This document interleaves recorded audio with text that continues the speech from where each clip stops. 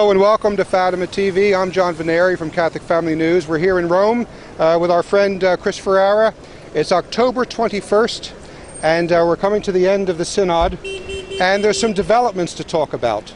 And encouraging developments. Encouraging.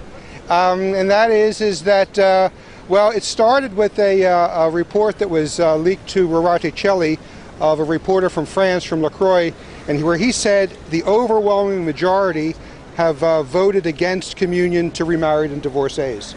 In other words, they voted against committing suicide, is what this came down to.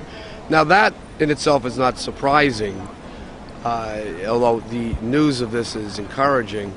So now it would seem that the only hope the progressives have for achieving what was obviously their only reason for coming here, overthrowing the Church's traditional discipline, the only hope left to them is some sort of direct intervention by the Pope.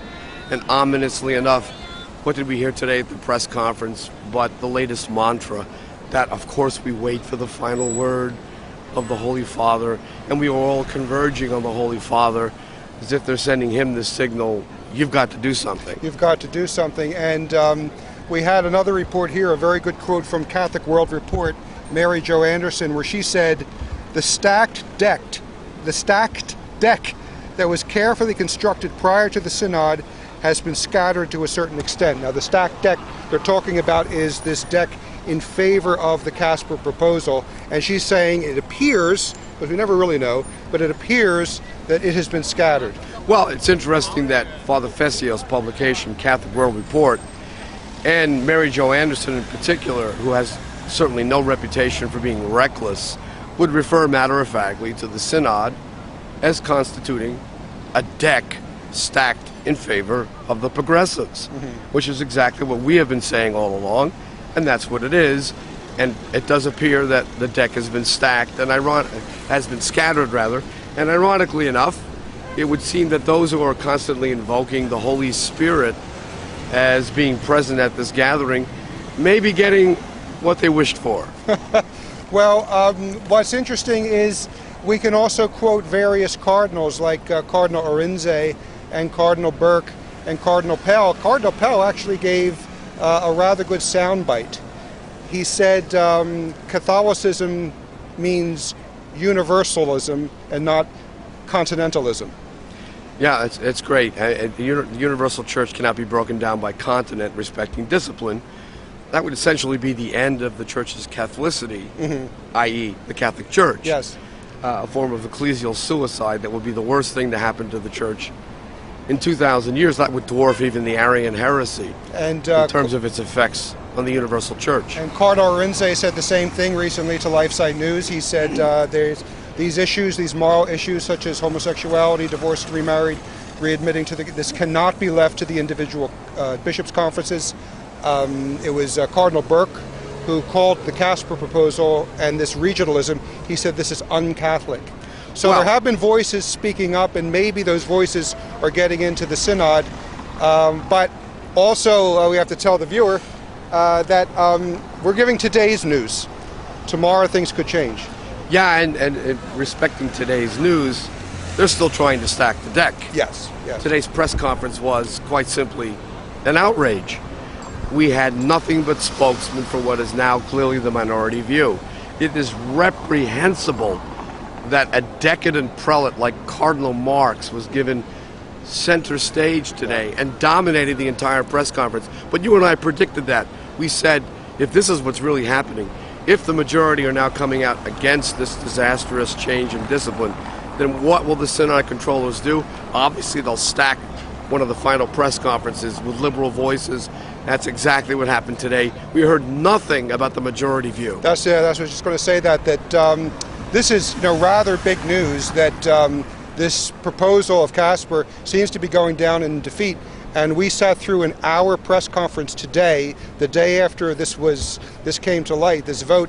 There was not one mention of it. Not a word. Nothing. Incredible. Nothing. So the press briefings are really not briefings. They're more kind of a manipulation. Information control and manipulation, which is what they've been from the start, which is the most annoying and disgraceful aspect of this whole fraud of a synod. I'm going to be very frank about it. Well, it is. These proceedings are largely fraudulent. This press conference is a dramatic demonstration of that.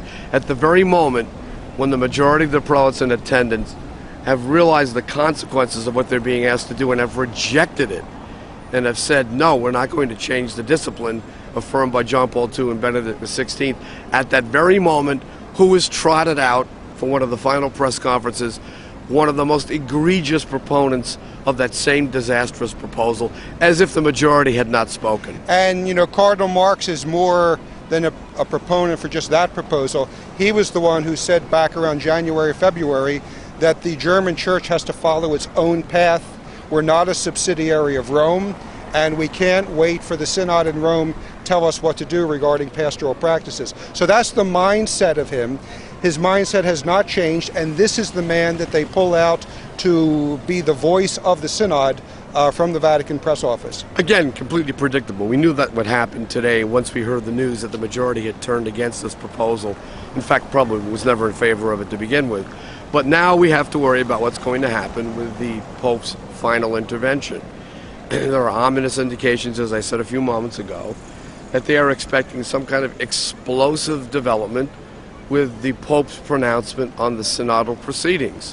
What do you think is going to come of that? Well, what I think is interesting was one of the ways we know that the Synod is not going the way the progressives wanted it to go is just to read last night's column from Father Thomas Rees from the National Catholic Reporter.